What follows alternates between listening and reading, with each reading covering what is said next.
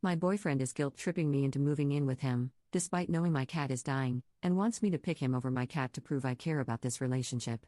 Posted by you/catthrowaway1235.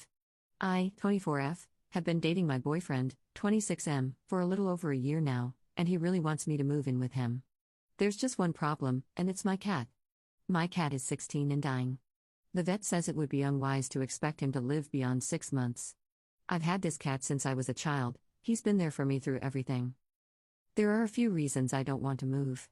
1. Moving is really stressful for cats, and I don't want to cause any unnecessary stress for my old boy. And 2. My boyfriend has a fairly energetic Rottweiler, and my cat has never been good with dogs. He was almost killed by one when he was 2 years old. We had to amputate his leg because it was so badly crushed and injured. I understand that my boyfriend wants me to be close to him, I want that too, but is it really so much to ask for a few months until my cat passes away? It hurts me so much that he keeps calling me unfair and not committed to this relationship. I am committed. But my longest friend is dying, and I want him to be comfortable. He doesn't seem to grasp how important my cat is to me. He has never liked cats and even made the joke, when he's gone, I will finally be your number one man.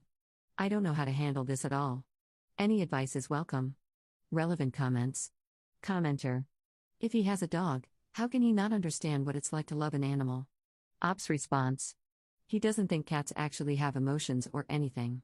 He's one of those people who think cats are evil and dogs are a saving grace, which was fine before. I understand that not liking cats is almost as common as liking them. Update 1 day later. First off, let me say I'm still shaking, so if this is a rambled mess, I'm sorry. All your kind words from yesterday made me cry, thank you all so much. I thought I would give some backstory on how my boyfriend and I met. It was through a support group, as I mentioned. Growing up, until age 7, I had a very abusive dad. When I was 7, he tried to kill my mother and me. Luckily, the cops intervened and took him away. My mom charged him, and he was put away. When the trial was done, we moved, and my mom gave me Mumu, don't judge the name, I was 8, from a local shelter. I didn't fit in at the new school, and Mumu was the best thing in my life. Back to the support group. I shared my story, and my boyfriend confronted me afterward, saying he also had abusive parents growing up, and we bonded over our similar situations. I didn't realize how much control he had over me until recently. He convinced me to stop seeing my therapist, and we also stopped going to group. He used to tell me what to wear and how to style my hair, it's very curly, and recently, I've been straightening it because he would always say it looked better. A few hours ago, I invited him over for lunch and to talk. Luckily, Mumu was in my room sleeping. I told him what you guys said, mentioning that if it were his dog, he would be upset. He blew up and told me that wasn't the point was that I wasn't committed to him or didn't care about us. He started throwing things, a glass, some books I had lying around, and some picture frames. It was terrifying. I had never seen him this angry before, and I just reverted back to what I used to do as a kid, curl up, cover myself as much as possible, and stay quiet. Bless my roommate, who came home during this fit. She had brought the security guard because, as she was walking in, she heard the shouting and items breaking. My boyfriend was escorted out. As he left, I just screamed, "Don't come back." I hope it sticks. I've blocked his number, and my landlady has been notified not to let him in, as have the guards. Next step is informing the neighbors. I don't really know what to do from here. I emailed my therapist, hopefully, she will let me come back. My mom is on the way over right now, and my roommate is with me too. I'm so terrified. I didn't realize how much control he had over me. I thought all his early behaviors were just because he had clingy issues from his own upbringing. I'm going to take a bath, relax, let my hair go curly again, and cuddle my baby. I'm really glad Mumu was in my room. Thank you all for the help. I didn't think any of this was wrong until you guys pointed it out. I still love him and feel bad for him. He had a crappy upbringing too, and I'm sure he's messed up from it, but I'm going to try to move on. After my cat dies, I'm going to move out of this place to somewhere he doesn't know about. Thank you all again. Edit. For everyone who wants to see Mumu, I don't want to be identified in case anyone I know or may know in the future finds this. That's why I made a throwaway, as I do have a regular Reddit account. Imagine this, a pretty big tomcat, mainly white with 3 huge black spots on his back, leg, and the side of his head. Mine is the back right leg, and yellow eyes. 8-year-old me thought he looked like a cow, and cows moo, hence the name Mumu. He's pretty derpy, but he's mine. Relevant comments. Commenter. I'm pretty sure this comment will get lost among the others, but maybe you'll see it, and I think you need all the support right now, no matter how small. I'm sure it's hard to let him go, and you still love him. It's not like you can fall out of love in a matter of seconds. But please, please stay strong and don't take him back under any circumstances. I'm sure you already know this, as you seem like an extremely bright and sensible lady, but maybe you need to read this in a weaker moment. Surround yourself with all the support you can, family, friends, therapy, and take legal action if needed. I don't care how awful his upbringing was. It might be a reason for his behavior, but it is never an excuse. Don't let history repeat itself. Take care, and cuddle your buddy. Ops response. Thank you. My mom got here a while ago, and she said the same thing, don't end up like she did. It's scary how I almost went into the same cycle. I love him, but some of the things he screamed at me, I hate that cat, I'll kill him, among others, scared me. I could never expose my cat to that.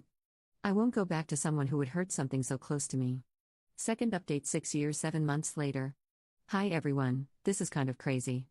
I was on my regular Reddit account, I am an avid follower of this subreddit, when I saw my own post on here. I thought I would give some updates. Mumu died around 4 months after this post. He was put down since his quality of life was declining rapidly, and while he could have lived maybe another 3 or 4 months, I didn't want that for him. He was in the last stages of kidney disease and needed so many drugs and subcutaneous hydration just to keep him going. I miss him every single day. I still have his ashes with me, and I make sure to keep him in a sunbeam on the window, that was his favorite thing. Regarding my ex. The embarrassing part is that I still felt so bad for him for so long.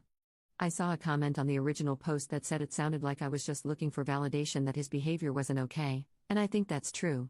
Besides controlling my hair, he also pretty much decided everything in our relationship, what we did together, what we ate, and the shows we watched. It seemed so small at the time that he never wanted to go to the places I picked or listen to the music I liked. He always had a reason at first, but then eventually, it was just because he didn't want to do those things. And for some reason, I let that happen. I did try to go back to that therapist and the group, but even after I told her and them what happened, I felt unsafe being there. For the first few months, he would stake out my apartment, and I couldn't trust that he wasn't also following me to therapy. Maybe stake out isn't the right word, but he would leave letters, packages, and other things outside my building, so I knew he was there. He could be there at any time. The cops were not helpful since he never made himself known to me, although my roommate swears she saw him a couple of times across the street. They basically just told me to be careful. My therapist and I moved to phone calls for a while. I don't know if this will surprise anyone, but it turns out my ex-boyfriend was into no sugar. A lot of our fights, looking back, I now think he was high for at least some of them, especially the last blow-up. He ended up getting into a fight with some guys at a bar, and he was messed up when he got booked. This was probably about a month or so after Mumu died. I broke my lease, which my roommate, who I'm still friends with, was really nice about. I moved back in with my mom, who lives in a different town, for a few months before finding another job just one town over from her. This was her suggestion. She wanted to keep an eye on me and make sure I didn't let him back into my life. She was, and still is, my rock. He got out after only a few months for good behavior, and while he didn't know where I lived, I am extremely thankful for my mom. There were times when I'd hear that his experience had changed him, through people I knew, and I would think, maybe he has changed. I was so lonely without Mumu. My mom shut those thoughts down every time. She would ask me things like, even if you go back, what then?